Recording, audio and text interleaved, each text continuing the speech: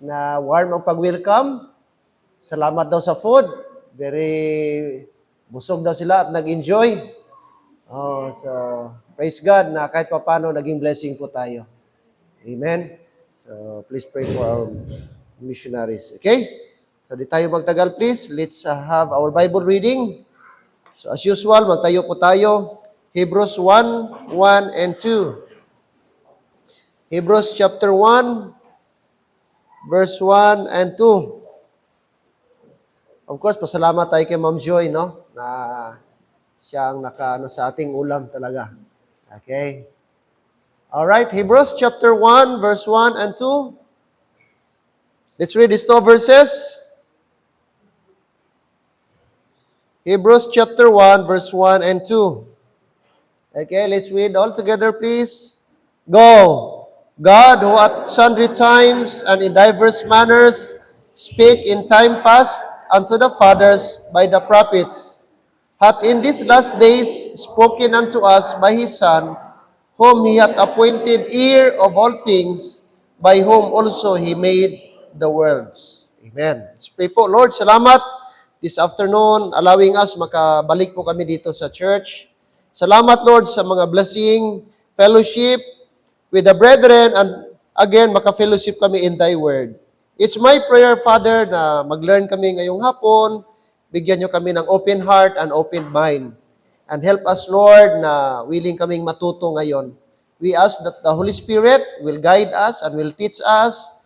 Above all, it will give us understanding and illumination, Lord, sapagkat di namin maintindihan ang iyong salita kung wala ang intervention ng Holy Spirit. Thank you that, again, free kami na makapag-lesson, makapag-study today. I pray na through this lesson, sa aming afternoon nga lesson, dahan-dahan mag-grow kami spiritually, and of course, Lord, ma-identify, ma-distinguish namin ang proper understanding sa Bible. This I pray in Christ's name. Amen? And amen. Thank you so much. You may be seated.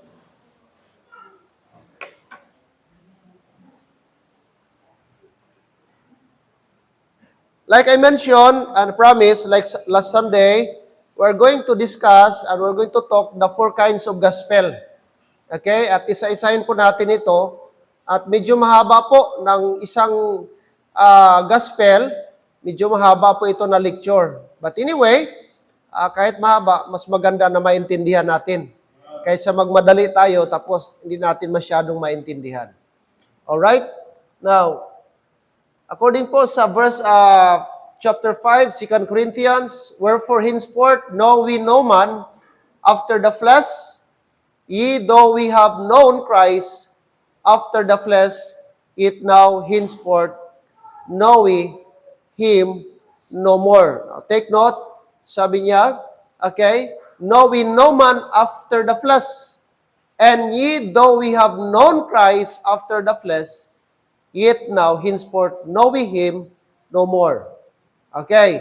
Anong ibig sabihin? So there are 2 contrast. There are 2 comparison. Okay, according to 2 Corinthians 5:16, Christ after the flesh, and the other side is the risen Christ. In this side, earthly ministry, and this side, heavenly ministry after the cross. Referring to His resurrection, which is wala na siya ngayon dito. But dito, ano po siya, ang kanyang earthly ministry. Now, ano po? Christ after the flesh, nung dito pa siya sa mundo, what is His earthly ministry? At ang tao din po, okay, anong response ng tao? He has to believe Christ in 4 gospel, gidivide po ng 4. And who is Jesus Christ in the gospel book? In the book of Matthew, He is considered the Son of David. Kaya pag makita mo sa Matthew, makita mo Jesus, the Son of David. Jesus, the Son of David. So isa yan sa title niya. And you can find that verses only in the book of Matthew. Ang title ni Jesus Christ, the Son of David. Now, in the book of Mark naman, gitawag naman siya, Christ, the servant of God. Christ, the servant of God. Okay? So makita mo yung mga verses na mabasa po natin in the book of Mark na ang title naman, Christ the servant of God. Christ, the servant of God. And in the book of Luke, another title naman niya, Christ as the Son of Man. Kaya ito yung di naintindihan ng mga INC kasi gitawag nila. Take note, no, Brad? May verse sa Bible, Son of Man. Kaya tao talaga, hindi siya Diyos. Ang di nila alam, title po yan. Title ni Jesus Christ. Son of Man. Kasi, Brad? Human siya eh. Dumating sa dito, okay, ginamit niya yung katawan ng tao. Alright? Son of Man. And of course, in the book of John, okay, tinawag din po siya Christ, the Son of God.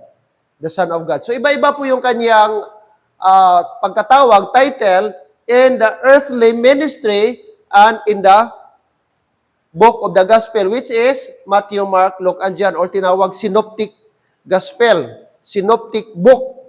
Alright.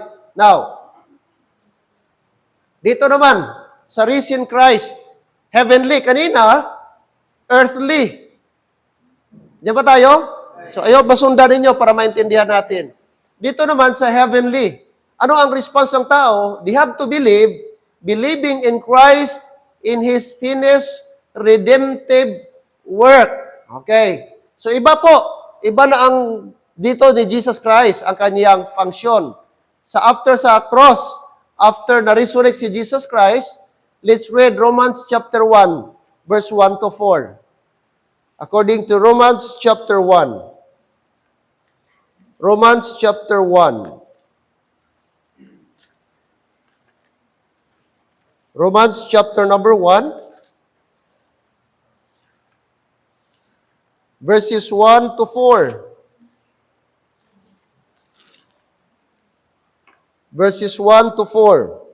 Paul, a servant of Jesus Christ, called to be an apostle, separated unto the gospel of God, which he had promised afore by his prophets in the Holy Scriptures. Verse 3, concerning his Son, Jesus Christ our Lord, which was made of the seed of David, according to the flesh.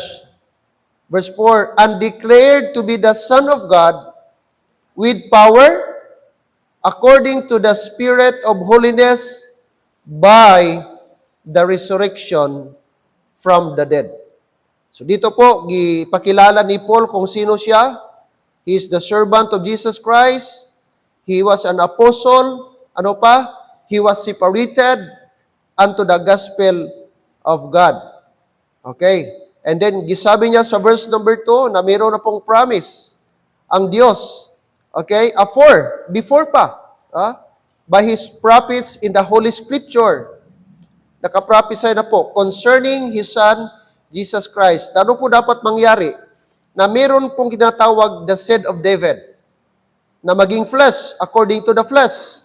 At sabi po dito sa verse number 4, siya po ay Son of God with power, and sabi niya, siya po ay magkaroon ng resurrection from the dead. Okay?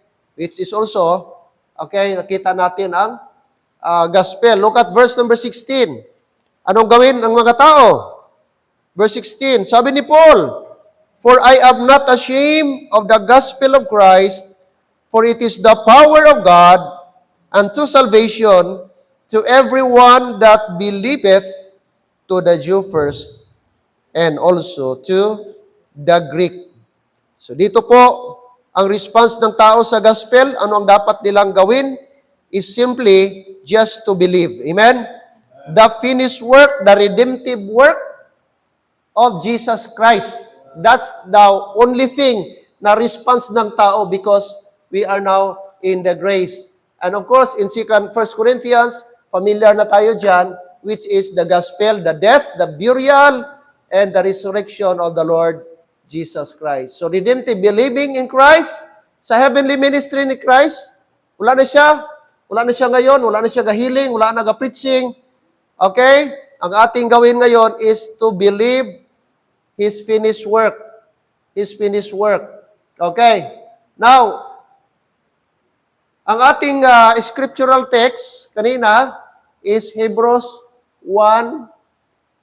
Okay, 1 and 2. 1 and 2. Now, take note, ang Gospel of the Kingdom, mga kapatid, nag-start po ito, Genesis pa lang. Hindi lang po sa Matthew, Mark, Luke, and John nag-start ang Gospel of the Kingdom. Meron tayong tinatawag Kingdom Prophesied. So naka-prophesy na po ang Gospel of the Kingdom. Na someday, there will be somebody na pupunta dito at maging Savior po natin. Okay, Genesis chapter 3. Genesis pa lang, naka-prophesy na. Alright. Genesis chapter number 3.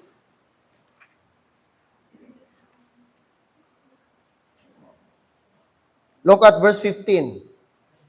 Verse 15. And I will put enmity between thee, okay, and the woman. That refers to Satan. Magkaroon talaga sila ng enmity. Between thee and the woman. Referring po kay Eve. And between thy seed and her seed. It shall bruise thy head, and thou shalt bruise his heel. Okay? Si serpent po ito. Ito po yung devil, mga kapatid.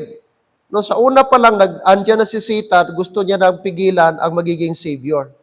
Pero sabi po ng Bible, okay, sabi niya, it shall bruise thy head, tapakan ang ulo ng serpent, pero ang serpent, kagatin din niya ang heel. Okay? Yung magtapak sa kanya, kagatin din niya ang heel. Ano ba yung heel? Yung likod ng ano ba? Yung dulo po ng paa. Heel. That is refers to Christ's death. Okay? Christ's death. Ang seed dito, ito po si Jesus Christ. He promised that someday there will be a seed na magiging Savior. Yes, mamatay si Jesus Christ, pero makanker din niya ang death. Alright? So, si Satan, gawin niya lahat, pero, mga kapatid, mag-prevail pa rin ang gospel.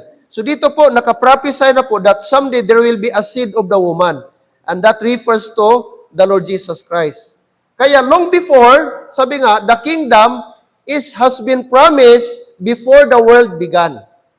Malayo pa, nakapromise na po yung kingdom, mga kapatid.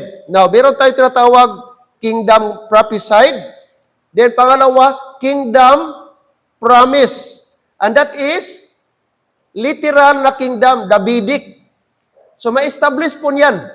I-promise po yung kingdom, the nation of Israel, doon sa kay David. Kingdom prophesied. Pagdating ni Jesus Christ, tinawag naman ba, kingdom at hand. Kaya napansin niyo po ang wali ng mga apostles, Brad? For the kingdom is at hand. For the kingdom is at hand. Nabasa niyo yan?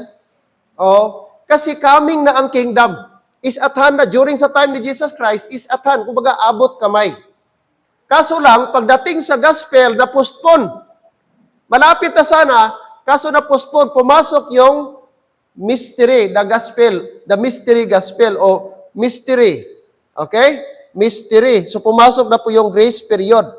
After naman matapos ang grace period, the period of the grace, makontinue yung program ng Panginoong Diyos. And that is millennium. Ang tawag po diyan, Brad, kingdom established. So yung promise doon kay King David na ma-establish yung kingdom, i-restore yun during the time of Jesus Christ, during millennium. So take note, kingdom prophesied. Gi-prophesy na. Sa Genesis pa lang ating ibasa. Number 2, kingdom promise. Kay King David po yan. Meron tayong tinatawag Davidic Covenant. At yung Davidic Covenant, kay David lang yan na i-restore ang kingdom ni David. Oo, ang throne ni David. Doon mismo sa Israel. And then, kingdom is at hand and kingdom established. Now, according sa, balik tayo dito sa Hebrews. Tingnan nyo po. Hebrews chapter 1.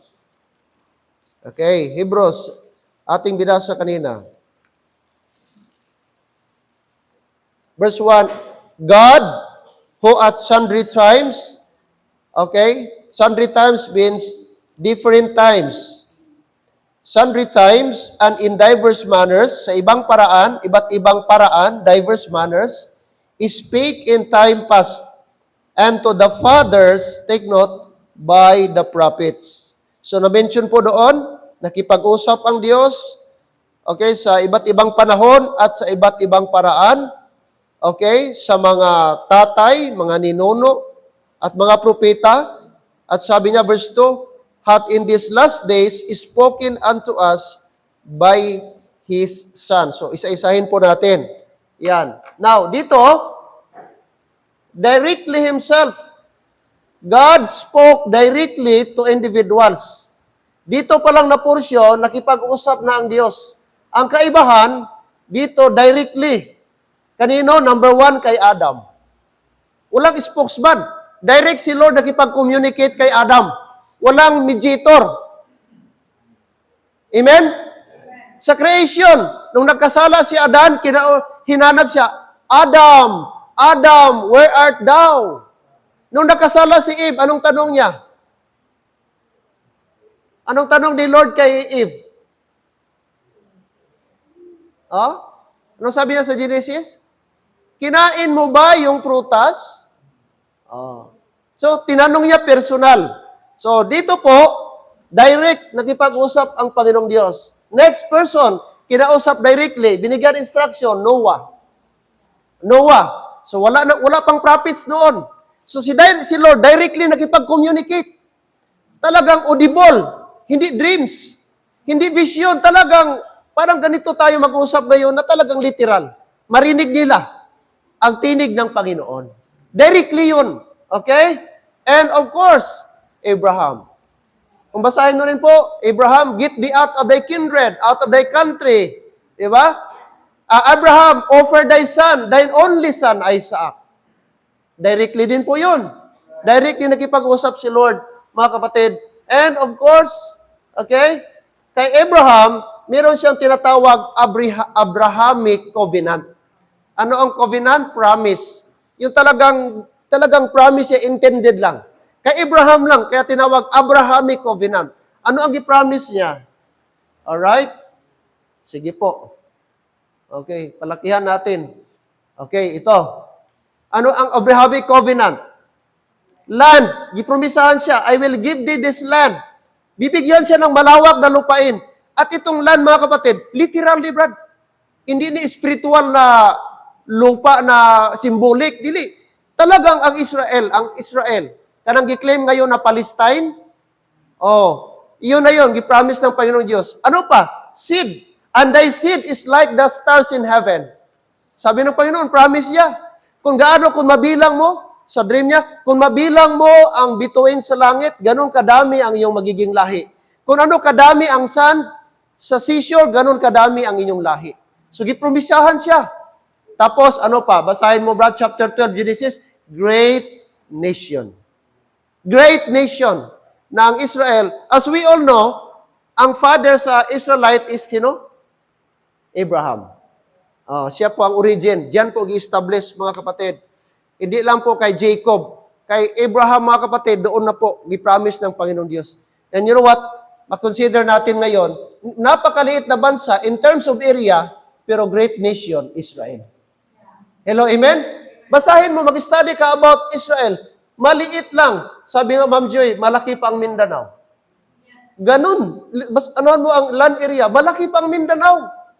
Pero very rich sila. Even agriculture ngayon, nangunguna sila. In fact, may marami tayong mga agriculturists nag-aaral doon sa Israel. Nag-learn sa technology ng Israel. When it comes, mga kapatid, sa, anong tawag? Mga semiconductor, mataas din ang Israel. Napaka-rich din ng Israel. Advance ang Israel. Halos ang Israel at Amerika, halos ganun lang.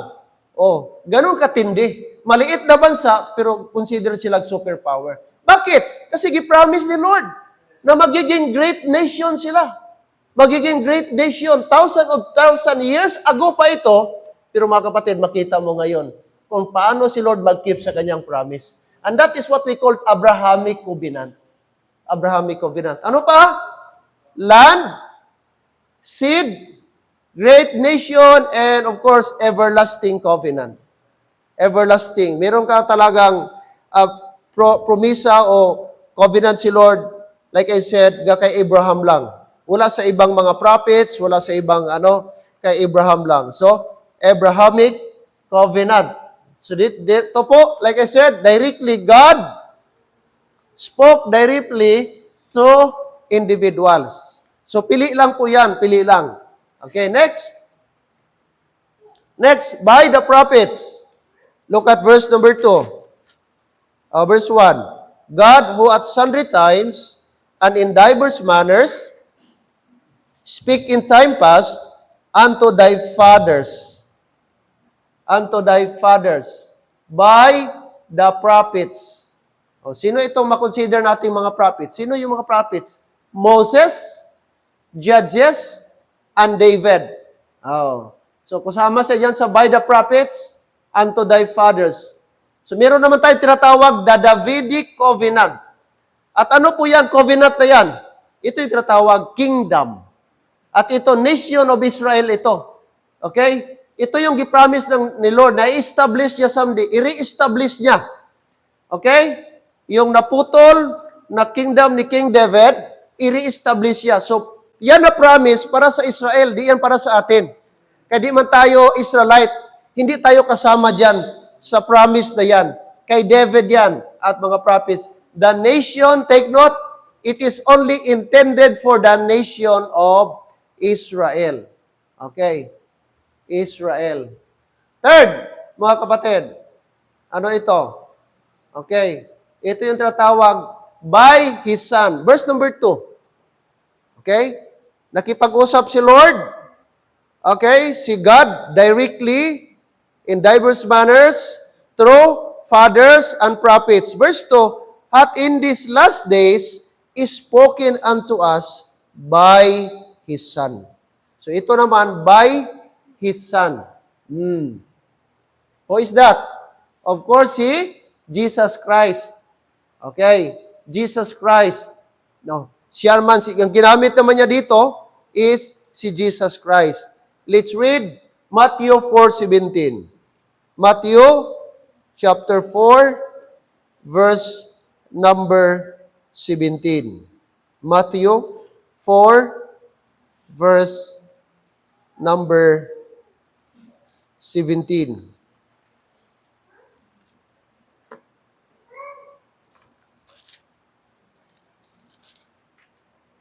Matthew 4:17. From that time, Jesus began to preach and to say, repent, for the kingdom of heaven is at hand. Take note, ano ang preaching ni Jesus Christ? Repentance and kingdom of heaven is at hand. Bakit po? Kasi sa time ni Jesus Christ, kingdom is at hand. Hindi na po kingdom prophesied, hindi na kingdom promise, but kingdom is at hand. Ibig sabihin, malapit na po, malapit na ang kingdom, darating na, coming na. Verse number 23. 23, and Jesus went about all Galilee, teaching in their synagogues, and preaching the gospel of the kingdom, and healing all manner of sickness and all manner of disease among the people. So makita niyo po yan mga kapatid. Pareho po ang kanyang kingdom of heaven and kingdom, gospel of the kingdom. Gospel of the kingdom. Now, okay, chapter 9, verse 35. Chapter number 9, verse number 35. Matthew pa rin. 9:35. And Jesus went about all the cities and villages, teaching in their synagogues, and preaching, underline again the word, and preaching the gospel of the kingdom, and healing every sickness and every disease among the people. So na-notice nyo po, na inseparable po yung gospel of the kingdom at saka healing. Kasi during, Brad, sa gospel of the kingdom, kasama yung mga signs and wonders. Ano po yung signs and wonders? Ito pong healing. Healing. Healing all kinds of diseases. Yung mga taong may sakit. So kasama po yan, even sila Peter, every time mag-preach sila, kasama talaga yung may healing. Kasi part po yan sa gospel kingdom. Okay? Signs and wonders. Signs and wonders. So take note, ano ang i-preach ni Jesus Christ? The gospel of the kingdom. Gospel of the kingdom. Ano pa? Ating makita. Of course, yung tinatawag, no? The lost sheep of the house of Israel. Okay? And, ano ito? Si Jesus Christ, ano siya? The minister of the circumcision. The minister of the circumcision. Pag makabasa ka ng word circumcision, automatic, ilagay mo sa isip mo, referring sa Israel. Kasi they were mandated, Brad, na 8 days pa lang ang mga Israelite boy is circumcised na. So, ang tawag naman sa mga Gentile, uncircumcision. So, pag sinabing circumcision, automatic, address po yan sa mga Israelite. Okay? Now, let's read, mga kapatid. Matthew 15:22. Matthew 15:22.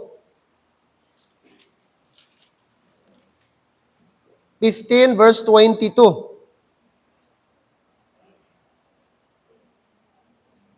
15:22, and behold, a woman of Canaan came out of the same coast and cried unto him, saying, Have mercy on me, O Lord, thou son of David. My daughter is grievously vexed with a devil. So dito po, may lumapit kay Lord, kay Jesus Christ, na babae po na taga-Kinaan. So Gentile. Gentile po ito. Nag-request siya kay Jesus Christ na kung pwede pagalingin ang kanyang anak, ang kanyang daughter, sapagkat na-demon possess. Na-demon possess po itong taong ito. Anong reply ni Jesus Christ? Anong sagot? But he answered her. So, babae po itong lumapit kay Jesus Christ. Maybe nanay ito. But he answered her not a word. Hindi sumagot si Jesus Christ.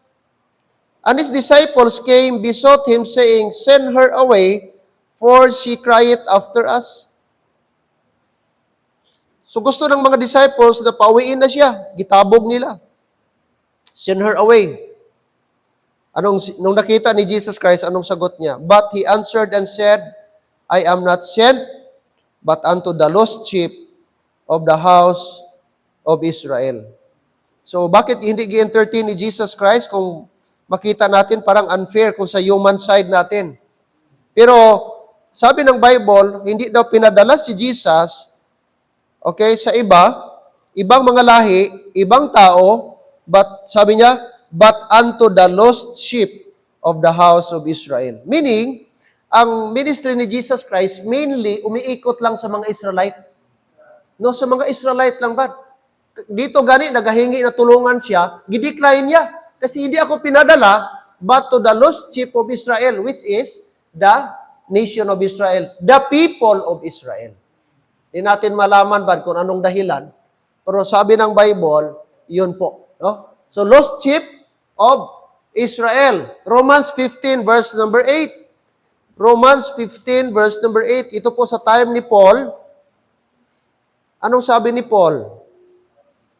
15 verse number 8. Sa sulat ni Paul. Romans 15 verse 8.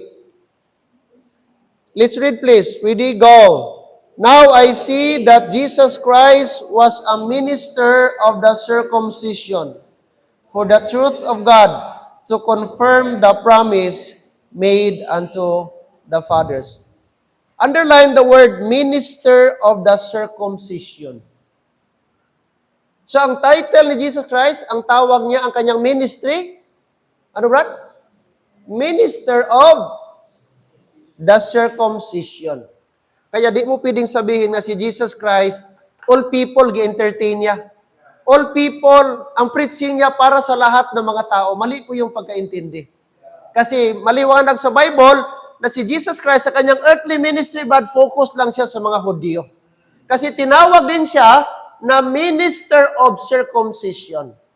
So tayo ngayon, okay, hindi tayo kasama doon po sa ministry or minister of circumcision. So ang dala ni Jesus Christ na gospel, the gospel of the kingdom or minister of the circumcision. So tandaan po natin, okay? So by His Son, Jesus Christ, siya po yung minister, isa sa mga minister sa gospel of the circumcision. Okay, next. Ito naman. By them that heard Him, confirm unto us. Okay.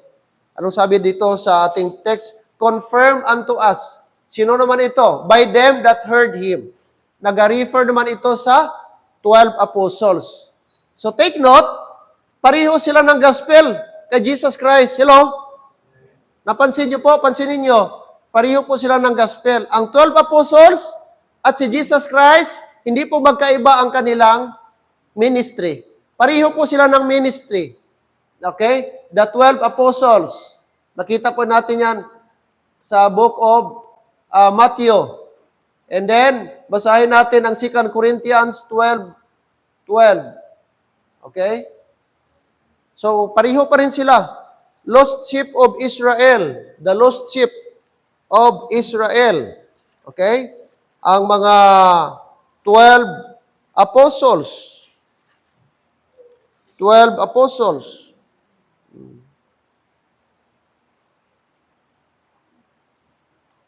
According to 2 Corinthians 12:12, truly, the signs of an apostle were wrought among you all, in all, patience, in signs, and wonders, and mighty deeds.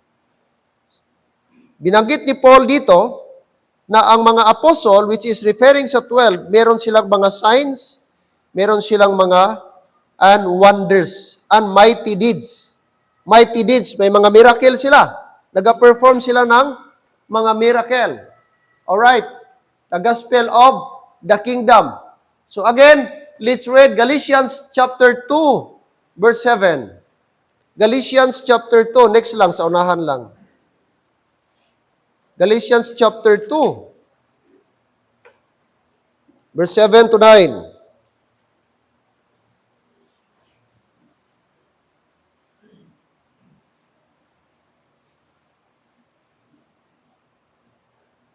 Galatians chapter 2, verse 7 until verse number 9. All men will read, please. Verse 7, ready, go. But contrariwise,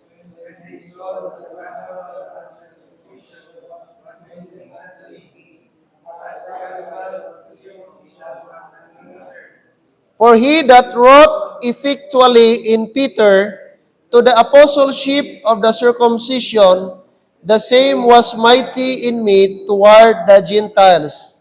And when James, Cephas, and John, who seemed to be pillars, perceived the grace that was given unto me, they gave to me and Barnabas the right hands of fellowship, that we should go unto the heathen, and they unto the circumcision. Okay.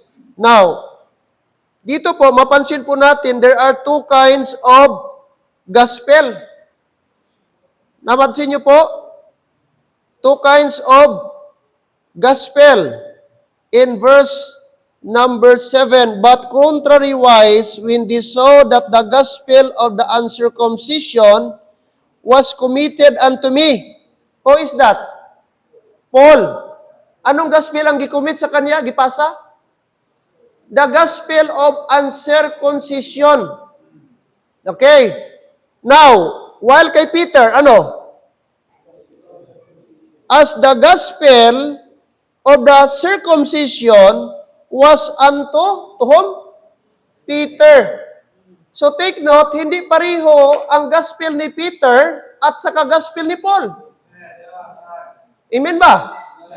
Maliwanag ba sa ating binasa? So, gina-explain natin properly. Now, there are two kinds of gospel. Okay? Gospel of uncircumcision, which is kay Paul, gikumit, and the other one is the gospel of uncircumcision, which was given unto Peter. Okay? Two gospel, makita natin dyan. Next, ano pang makita natin? Verse number 8. For that wrought effectually in Peter to the apostleship of the circumcision, the same was mighty in me toward the Gentiles. And when James, Cephas, and John was seen to be pillars, okay, pillars, perceived that the grace was given unto me, they gave to me Barnabas, the right hand of the fellowship, that we should go unto the heathen, and they unto the circumcision. Ito naman, the two kinds of audience. Verse number 9. Two kinds of gospel, gospel of circumcision and gospel of uncircumcision. Ang verse naman 9 naman, two kinds of audience. Ano ang audience diyan?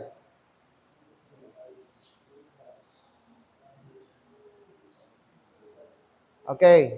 Sige, i-analyze nyo, Brad. Ano ang audience ni Paul?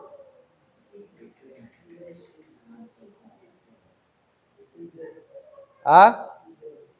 Okay. The answer is heathen. Underline the word heathen. Ang audience niya, yung doon siya dapat mag-preach, heathen. Yung mga non-Gentiles. O ang tawag doon, mga barbaric, mga non-Jew. Non-Jewish people, ang tawag sa kanila, heathen. Okay. Samantala kay Peter, circumcision, which is Hudyo. Oo. So, two kinds of audience, hidden and circumcision is last Israelite. Israelite. So, magkaiba ng gospel, magkaiba ng audience. Tama po ba? Okay. So, dito po mga kapatid, the gospel of the kingdom.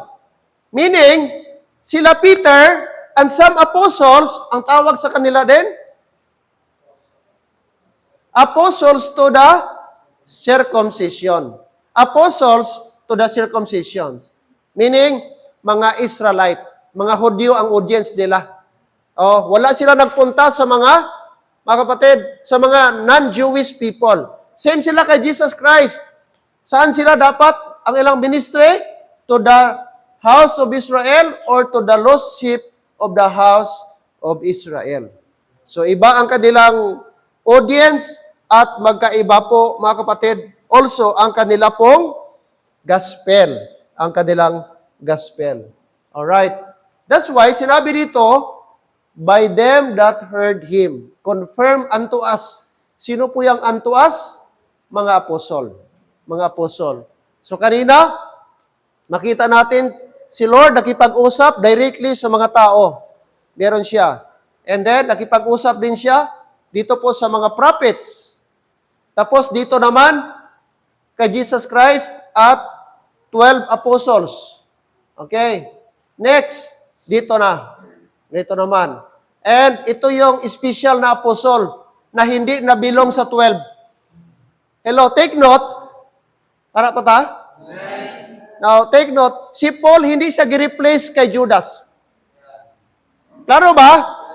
Kay may mindset ra ba nga, ang gipalit daw kay Judas, si Paul. Basahin mong Bible, iba. Oh, at anong pangalan ang gi-replace kay Judas? Ano? Ano siya Elias? Anong Elias? Oh, Matias. In fact, nagkaslat sila. Oo, para ma-replace bad kay Judas. So, meron pong replacement. Okay? Ngayon, sinong nag-replace kay Senator Angara?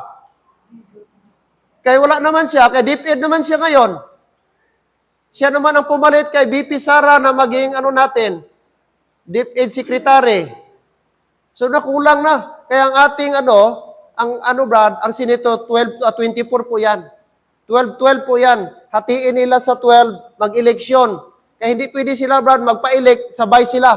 Hati po yan, first 3 years, election. Another 3 years, election. Okay, mayroon tayong tinatawag midterm election. In between sa, first 3 years sa ating presidente. So, the same din, may nag-replace kay Judas.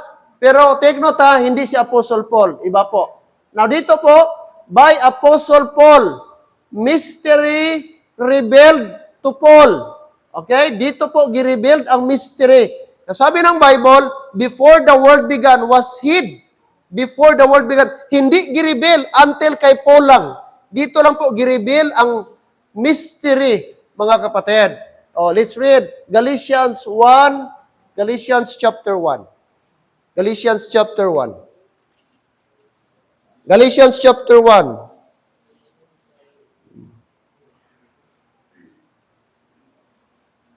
Anong sabi ni Paul? Verse 11. Galatians chapter 1 verse 11. But I certify you, brethren, that the gospel which was preached of me is not after man. For I neither received it of men, neither was I taught it, but by the revelation of Jesus Christ. So maliwanag po na ang gospel po nag-i-preach ni Paul ay hindi ipinasa sa kanya or itinuro sa kanya, kundi directly gi-reveal ni Lord sa kanya. Meaning, before kay Paul, wala pang gospel na gospel of the grace. Klaro po ba? Kasi siya lang sabi niya, hindi ito itinuro sa akin, hindi ko ito natanggap o ipinasa sa akin, kundi sabi niya, neither received it of man, neither was I taught it, but by the revelation of Jesus Christ. So direct po ito yung na-receive. Siya lang din ang naka-receive dito, mga kapatid. Tanong, kailan po yan nangyari? Yung na-encounter niya, yung road of Damascus na may tinig, habang hinahabol niya, gina-persecute niya yung mga Christian. Kaya ganun siya ka-zealous, ganun siya ka-active sa kanyang old religion kasi Parisi siya. Judaism siya. Law of Moses ang kanyang Tapos galit siya sa Christianity. Kaya gusto niya, marami siyang i-persecute doon. In fact, siya ang author, mastermind sa kamatayan po ni, sino? Stephen. Siya ang author doon, nagpapatay, stone to death. Galit siya sa teaching about kay Jesus Christ. That's why, nung gusto niya i-persecute, narinig niya yung tinig, nakakita siya ng yung liwanag sa langit, nahulog siya. And then since then, nakarinig siya that time ng tinig, Paul, o Saul pa that time. Why hast thou persecutest me? Sabi niya, who art thou, Lord? I am Jesus, whom thou hast persecuted. Amen? So doon personal encounter niya, and then nabulag siya, tapos for several days, tapos gipapuntahan siya sa merong isa doon, if I'm not wrong, Caiaphas. Tapos doon siya i-guide, and then, if I'm not wrong, doon siya na-baptized, and then, after several days, nakakita siya, na-restore ang kanyang mata, pero hindi na totally na katulad before. Since then, nagkaroon na siya ng problema ng kanyang mata, dahil sa sobrang liwanag. So doon yung personal revelation. Meaning, ang conversion ni Paul, personal encounter niya kay Lord. Ang kanyang salvation, hindi siya gituruan, hindi siya sinabihan, kundi direct si God, si Jesus Christ, nagipag-usap sa kanya. So, kaya sabi niya, dito, I taught it, but by the revelation of Jesus Christ. But by the revelation of Jesus Christ. Verse number 13. For ye have heard of my conversation in time past, in the Jews' religion, sa Jews' religion, how that beyond measure, I persecuted the church of God, and I wasted it. So, sabi niya, nagsasayang lang siya ng oras. So, ganun siya po mga kapatid. Grabe po yung pag-persecute ni Paul sa church noong una. Alright, so makita po natin dito, Apostle Paul, okay? Direct revelation from the Lord. Now, another verse, Ephesians chapter 3, verse number 3. Ephesians chapter 3, verse number 3. Ephesians 3, verse number 3. According to Ephesians, how that by revelation He made known unto me.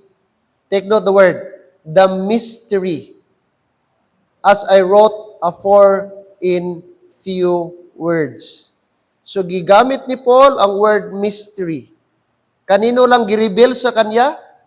Sa kanya lang gireveal ng Diyos ang mystery. How that by the revelation He made known unto me the mystery. So nagiging ang dispensation of grace, sabi niya verse 2, verse 1, umpisa tayo. For this cause I, Paul, the prisoner of Jesus Christ, for you Gentiles. So nabanggit niya ang Gentiles kasi ang Ephesians, mga Gentiles ito. Verse 2, if ye have heard of the dispensation of the grace of God, which is given me to you word. So ang dispensation of the grace of God is given kay Paul papunta sa mga tao. Verse 3, how that by the revelation He made known unto me the mystery as I wrote afore in few words. So hidden po ito. Kay Paul lang po gireveal. Walang iba. Kay Paul lang po gireveal ang mystery. Mga kapatid, take note, meron tayong prophecy and merong mystery. Okay? Now, next nating makita. 2 Corinthians chapter 12. Another verse. 2 Corinthians, ginahimay-himay natin para lalo nating maintindihan ang verse. So take note, gireveal lang kay Paul. Chapter 12, verse 1 to 7.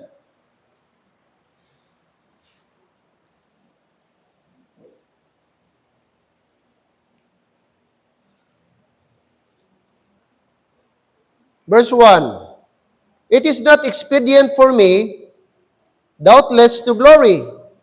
I will come to visions and revelations of the Lord.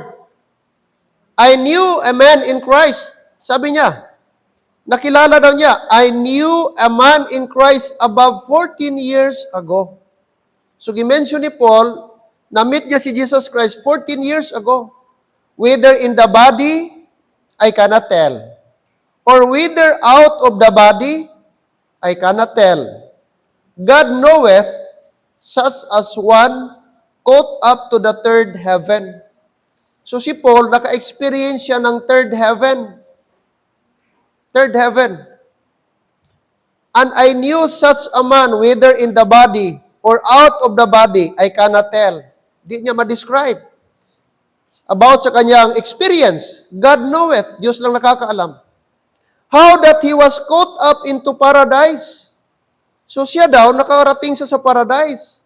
At meron siyang narinig and heard unspeakable words, which is not lawful for man to utter, na hindi kayang sabihin, hindi kayang i-explain ng tao. Mystery. Verse 5, of such an one will I glory, yet of myself I will not glory, but in mine infirmities.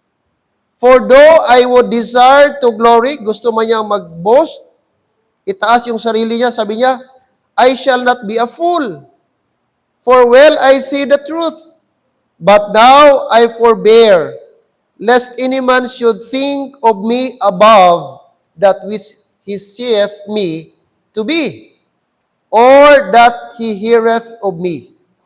At sabi niya, verse 7, unless I should be exalted above measure through the abundance of the revelations, there was given to me a thorn in the flesh, the messenger of Satan, to buffet me, lest I should be exalted above measure. So dito po ating makita na dimension ni Paul na meron siyang na-experience at hindi niya kayang ipaliwanag. And I believe doon po mga kapatid, nakipag-usap ang Panginoon sa kanya. And that is, sabi niya, 14 years ago, bago niya po ito sinulat. At sabi niya dito, mga kapatid, na merong mga revelation ang Panginoon sa kanya. Nakita po natin verse number 7.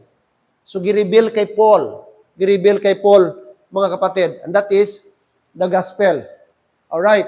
The gospel of the kingdom. Mystery. Sige po. Basahin natin, Romans 16:25. Romans 16, verse number 25. Romans chapter 16, verse number 25. 16:25. Oh.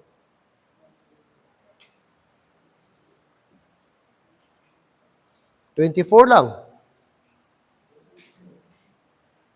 Sobrang ating verse. Sorry, Corinthians pa lang tinitingnan ko. Sorry. 16:25. Now to him that is of power to establish you according to my gospel and the preaching of Jesus Christ, according, take note, according to the revelation of the mystery which was kept secret since the world began. So ano po itong gospel, na kapatid, na natanggap, nag-preach ni Paul, at kanyang natanggap, sabi niya, this is mystery. Bakit po mystery? Kasi since the world began, it was kept secret. Kaya nga di ito alam nila Peter. Even Jesus Christ, di niya gi-mention itong gospel of the grace. Kasi nga, plano ng Diyos, nakahid ito. Mystery ito. At may right person na doon i-reveal ni Lord. And that is Apostle Paul.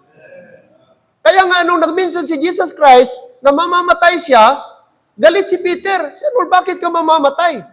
Kaya nga, nung gi-aristo si Jesus Christ, doon sa Garden of Gethsemane, kumuha si Peter ng sword, tapos gitaga niya yung isa sa mga sundalo doon, si Malchus ang pangalan, automatic, pag ganon, buti na lang, hindi napuruhan, talinga lang, nahulog ang talinga ni Malchus. Kasi hindi si Peter, namamatay si Jesus Christ. Gusto niyang i-prevent, pero nakaprogram na yon. Kasi kung alam pa ni Peter, dapat hindi niya ihinder. Amen? Kaya itong mystery, kaya itong gospel of the grace of God, mystery nga ito. Kaya di nila alam, mga kapatid. Kay Paul lang ito, gireveal. Hello, amen? Kay Paul lang po gireveal. Kaya sabi niya, which was kept secret, underline the word, according to the revelation of Christ, of the mystery which was kept secret since the world began. But, anong sabi mga kapatid?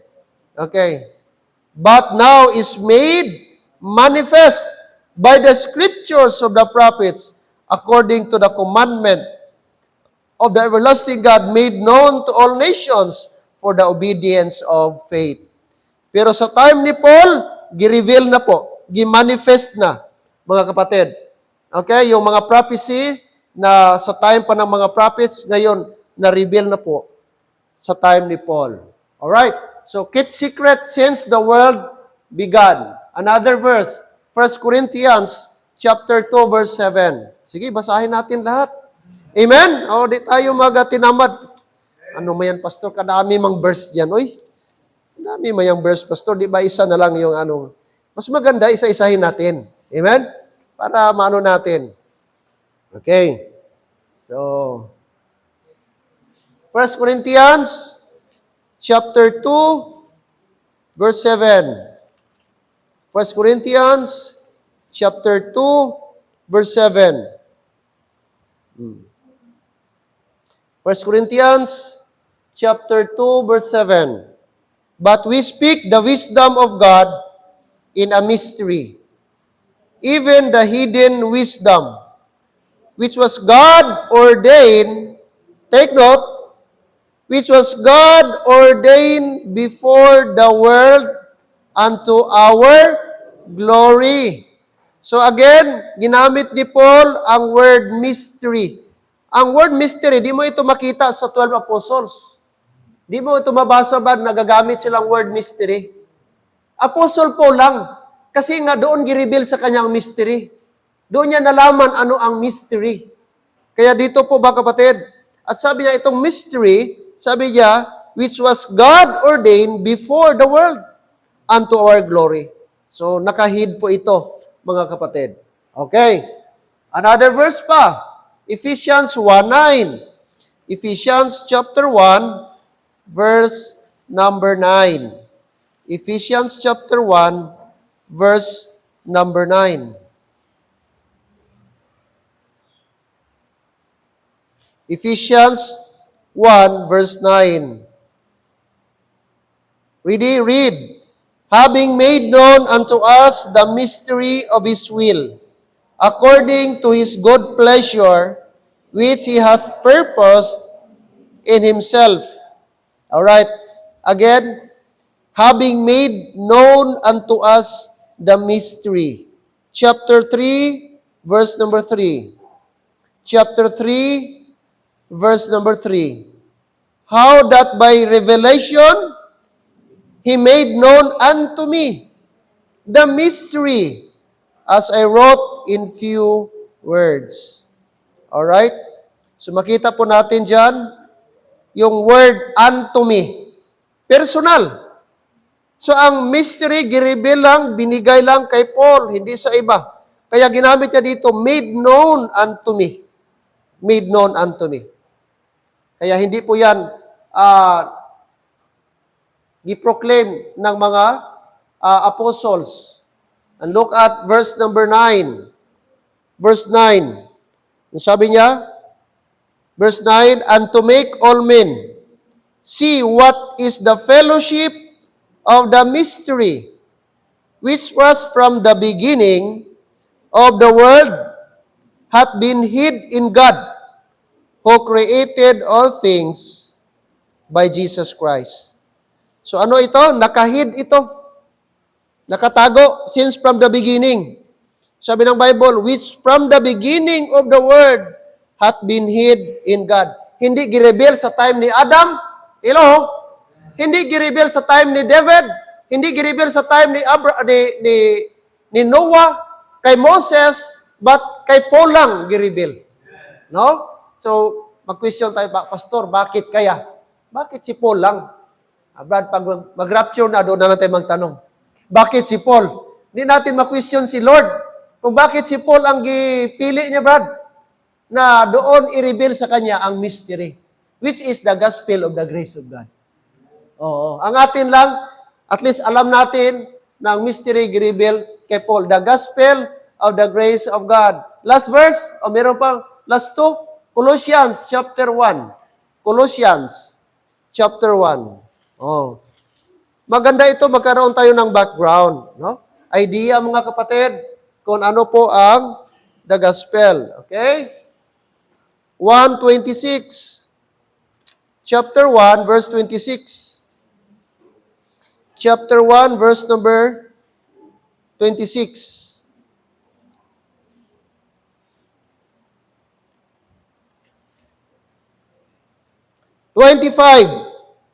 Whereof I am made a minister according to the dispensation of God, which is given to me. Who is that to me? Who is that me? Paul, for you, Colossians, to fulfill the word of God. 26, even the mystery, which hath been hid from ages and from generations, but now is made manifest to His saints. So again, i-mention ni Paul na itong mystery nakahid, nakatago, hath been hid from ages and from generations. But sabi niya, but now is made manifest, gireveal na, to His saints. 27, to whom God would make known what is the riches of the glory of this mystery among the Gentiles, which is Christ in you, the hope of glory. Kaya napaka-special natin kasi sa time lang natin, Brad, gireveal ang mystery. Oh, sa mga Gentile. Sabihin natin, special ang mga Hudyo. Yes, nung una. Pero ngayon, kapatid, tayo na. Oh, tayo na naka-benefit sa blessing. Nung una, to the Jew first. Pero ngayon, hindi na. Kasi gi-reject nila ang blessing na punta sa atin. Kaya tayo ngayon ang naka-benefit. Mga kapatid, sabi niya, to the riches of His glory. Wow. What a blessing. Kaya mga kapatid, mahirap kaya ang salvation nung una sa gospel of the kingdom compare sa gospel of grace. Mahirap masave. Pagdating naman sa tribulation, mahirap naman ang gospel doon. Kasi magbalik sila sa good works. Kaya nga, pag hindi ka magpaputol ng liig sa tribulation, hindi ka masave. Kasi hindi na by faith ang salvation, by works na. Kaya sabi ng Matthew 24, hindi yan rapture. Tribulation period po yan. And they that endure to the end shall be saved. Totoo po yan, masave sila, pero sa tribulation period. Hindi yan sa panahon natin kasi ang salvation ngayon, hindi endurance, kundi by faith. To the finished work of Jesus Christ. Kaya mas sa lahat na dispensation sa Bible, ang gospel of grace ang pinakamaganda at easy, mga kapatid, para masave. And yet, yun ang problema, struggle. Sa dahil the simplicity of the gospel, hindi maniwala ang tao. Nakuha nyo? Tungod sa kasimple ba? By faith lang, imposible. By faith, masave lang. Even ngayon, magsulwining ka. O hindi. Laka lang tao magtuo nga ang salvation by faith. I-insist nila, ay hindi, masimba kita. Di pwede maghimo tasing maayo. Ay hindi pwede. Mapati ka lang sige, luwas ka na. Out of 10 isulwining mo, di same ng rason, brad. Dili sila conforme nga ang kaluwasan pagtuo lang kay Kristo. Kay ma-insist sila, kay nasanay sila. Pwede na to ang balon. But, tama na imo. Pero hindi sa panahon natin karon. Hulata ang tribulation, dito ang good works. Hello? Oh, yes, mga tao abi nga i-insist nilang good works. Good works kit himo tam ayo para maluwas himo. Tama na ba? Dambala tama. Pero dili sa aton panahon subong. Kaming pa na siya. Pero budlay. Tribulation period. Antichrist na mag-reign. Although merong gospel, everlasting gospel. Itakel natin yan. Paano maluwas ang tao sa everlasting gospel? Pareho ba sa dispensation of grace? Definitely ba hindi? Kaya isa lang ang dispensation of grace. Hindi pwede nga sa tribulation, pareho ang gospel. Iba ang gospel sa kingdom, iba ang gospel, mga kapatid, gospel of the kingdom, gospel of the grace. Pagdating sa tribulation, ibalik ang gospel. Kasi kingdom gospel. Oh. Doon. So, studyhan natin yan. Ano ang salvation during tribulation? Amen? Oo. Pero ayaw i-insist bad nga subong ang salvation sa gospel of the kingdom, the same sa gospel of the grace. Kaya dyan pa lang bad, wala ka nakaintindi sa Bible. Hindi mo na na-identify na merong marami pang gospel. Hindi mo pwedeng i-mix ang gospel of the kingdom sa gospel of the grace. Romans chapter 11 verse 6, hindi mo pwedeng i-mix ang works sa grace. Ang grace is grace, ang work is work. The same po, mga kapatid. Hello, amen? Okay, last verse, Romans 11:13. Romans chapter 11, verse number 13. Romans 11:13.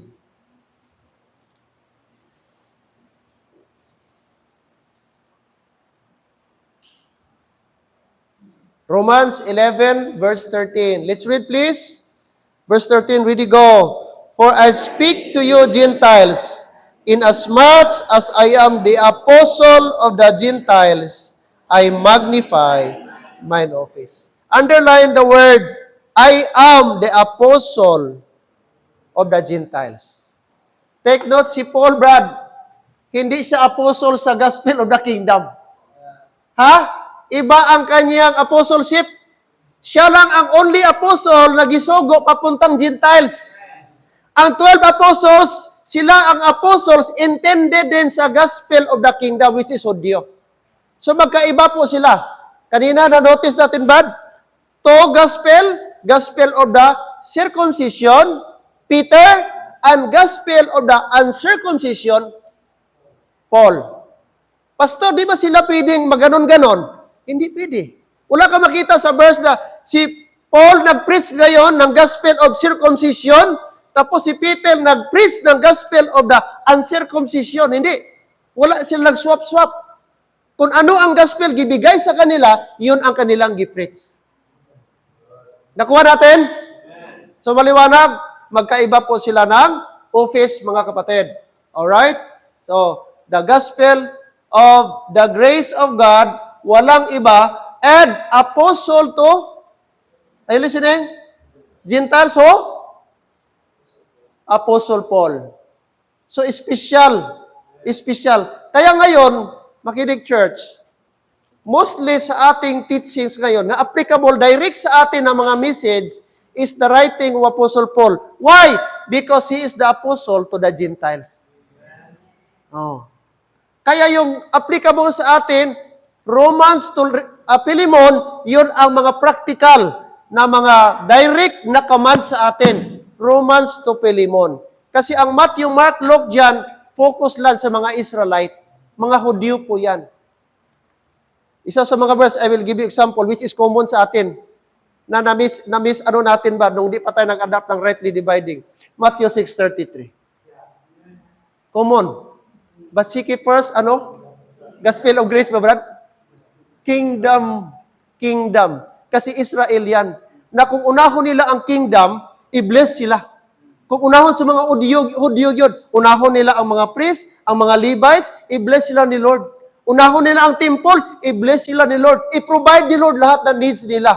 Kung ilang palanggaon ang kingdom. And the same thing happened doon sa millennium.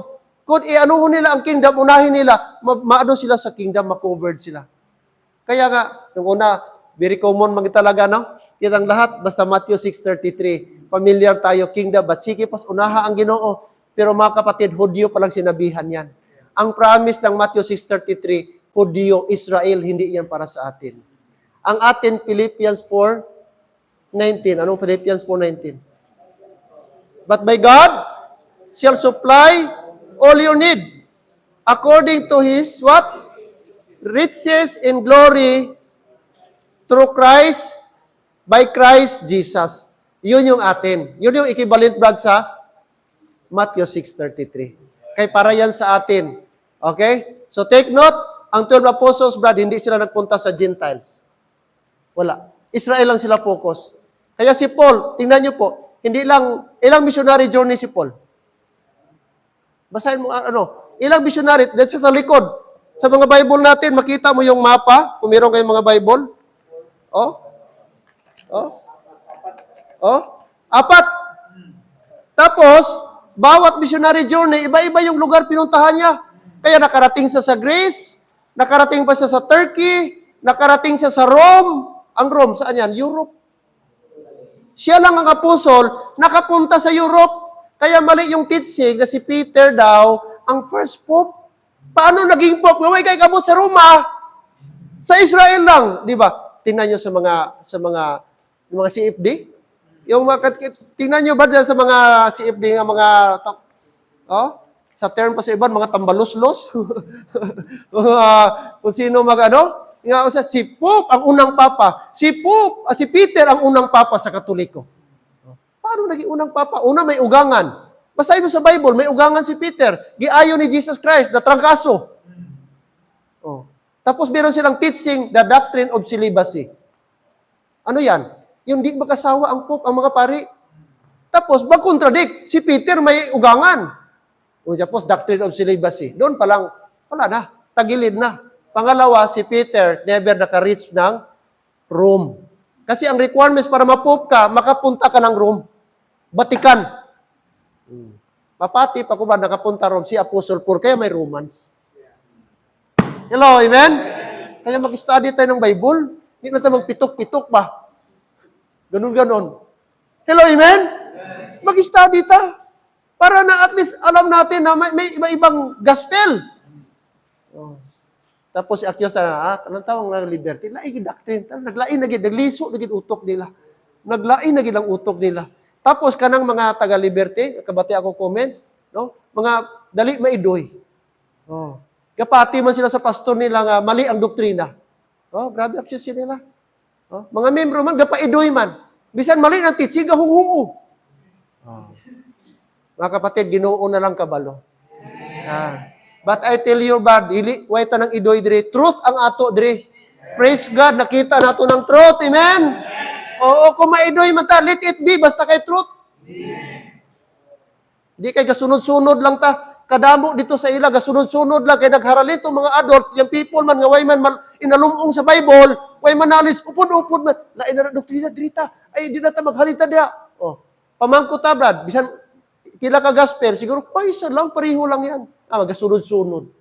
Kaluoy sa mga tao, gasunod-sunod, way alam sa Bible. Oh. Hello, amen? Kaya pasalamat ta, bahala ibasta, bahala anong bansag nila sa aton, kulto ta. Pero mga kapatid, praise the Lord, we have the truth. We have the Bible. And I hope ga-enjoy ta, nag-learn sa truth. Amen, praise God, glory to God. Mga kapatid, mahaba pa ito. Ito, Brad, intro pa lang ni sa Gospel of the Kingdom. Intro pa ni, nahabang diskusyon. Meron tayong 4, Brad, isa pa lang. 4 tayo na Gospel. Gospel of the Kingdom, Gospel of the Grace of God, number 2, perverted Gospel, tapos Gospel of the Everlasting Gospel. 4 pa na Gospel ang ating itakil. Ngayon, intro pa lang sa number 1. Baka maabutan tayo next year. Oh, pero sige lang, dahan-dahan, at least ga-learn tayo. Amen? Glory to God. Shall we all stand? Shall we all stand? Father God in heaven, thank you, Lord, this afternoon. Thank you for the blessing. Lord, nag-enjoy kami sa pag-study na iyong salita. Wala nang pinaka-greatest joy, Lord, and accomplishment